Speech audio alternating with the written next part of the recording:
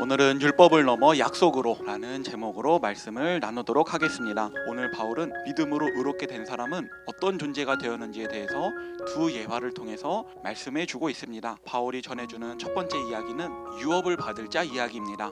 이야기의 내용은 아버지의 유업을 받을 한 자녀가 장차 아버지의 모든 것을 물려받을 상속자였지만 아직은 어리기에 일정한 시기가 오기 전까지 후견인과 청지기의 보호와 가르침을 받아 때가 되면 아버지의 유업을 온전히 상속받을 수 있는 것입니다. 바울은 이 이야기를 통해서 지금 나의 영적인 상태를 돌아보고 깨닫게 하기 위해서 설명을 한 것입니다.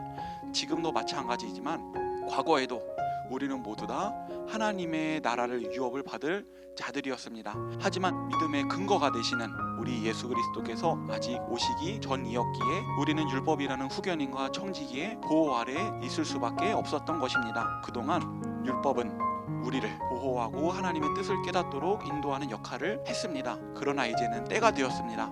예수 그리스도께서 우리를 위해 이 땅에 오셨습니다. 그러기에 우리는 더 이상 율법 아래에 있을 필요가 없는 것입니다. 그러나 바울은 갈라디아 성도들이 하나님의 자녀가 되었음에도 불구하고 여전히 율법으로 돌아가는 모습을 보고서 안타까운 마음을 가졌던 것입니다. 그래서 11절 19절에서 바울은 영적인 아버지로서 갈라디아 성도들을 사랑하는 마음으로 절박하게 말씀을 전하고 있는 것입니다. 우리에게도 이렇게 우리를 위해 힘쓰고 애쓰고 헌신하는 분이 계십니다.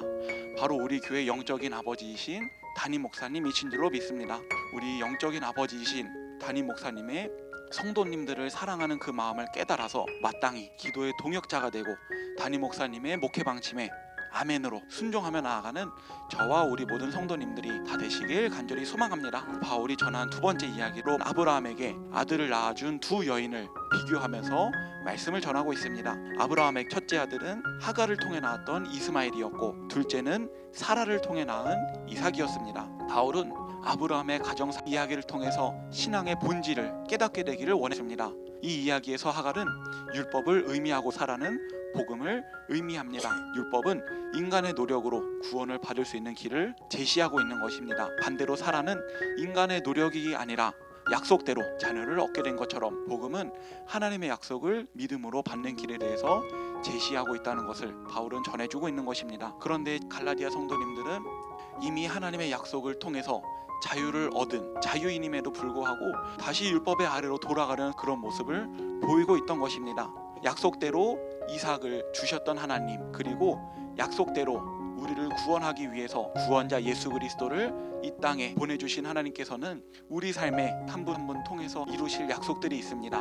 오늘 우리는 바울이 갈라디아 성도님들에게 전했던 두 가지 이야기를 통해서 신앙의 중요한 원리들을 살펴보았습니다.